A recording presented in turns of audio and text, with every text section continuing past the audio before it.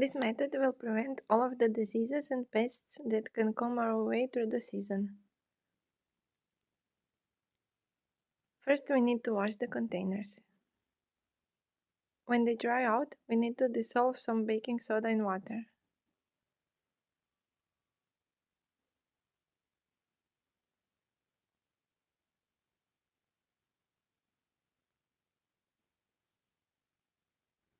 And spread it on the inside of the pot.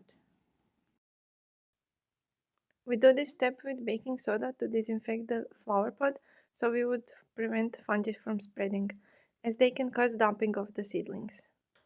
We also need to look out that the soil isn't too wet.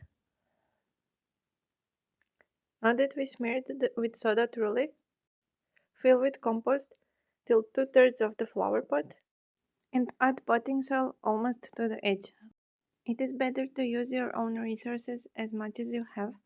There were times when I found traces of plastic in store-bought potting soil, and I can't know everything that they put in that soil.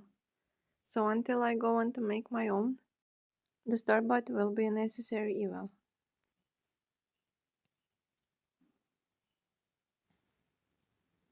The third step is also to reduce chances for the fungi to multiply. Take 4 chamomile tea bags and press them in soil along the edge at an even distance from each other.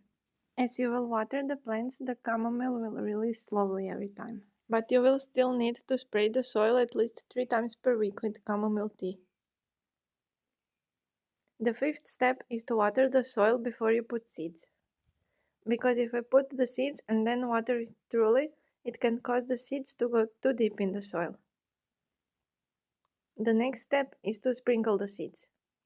You don't have to be too careful, as there is a lot of them, so it would take long.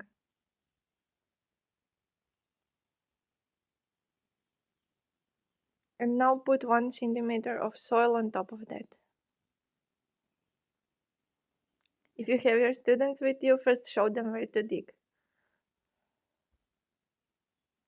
The next step is adding garlic on top.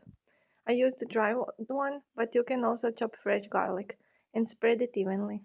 We are adding garlic because it is also good against fungi growth, but there is one more intruder that can destroy our seedling. It is a fungus gnat. If you have indoor plants, there is a big chance that you also have these flies. When you keep the pots inside, it is very important to protect them from the fly because it will lay eggs on the bottom of the seedlings and its larvae will feed off the young stems. And that damage is irreparable. But it can be prevented. Instead of garlic, you can also use wooden ash or ground dry orange peel to repel the fungus gnat. Water the soil and let the excess water drip out. Now it is time to mark our seedlings. I tried to use wooden sticks before, but they decomposed so quickly, and wooden ones don't do well because of consistent watering. It is also easier to have the same ones for every year, so I made mine from plastic bottles, but you can also use any other plastic packaging. If you sow your seeds in December or keep your seedlings somewhere colder, it is good to use a plastic bag, which would be used as a greenhouse. Seeds will heat up faster, and when you see first one come out, take the plastic down. Then be extra careful not to leave them outside when it's below 35 degrees. And tomatoes, paprika, and eggplant below 40 degrees. I sowed them a little bit later. It was already the end of February. I keep them really close to a heat source inside, and it is already hot through the day as we live on the hill. So I took the plastic bag down. But would definitely keep them if I was keeping them somewhere where it's mostly shadow. Be careful that the plastic doesn't touch garlic flakes because mold can appear. Don't forget to put your barriers if you sow similar plants together.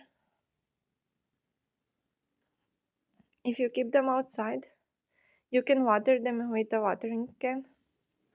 But if you keep them with plastic foil, then this is the best way as they will get just enough moisture, and you won't have trouble with fungi or fungus gnat. I wish you the best season.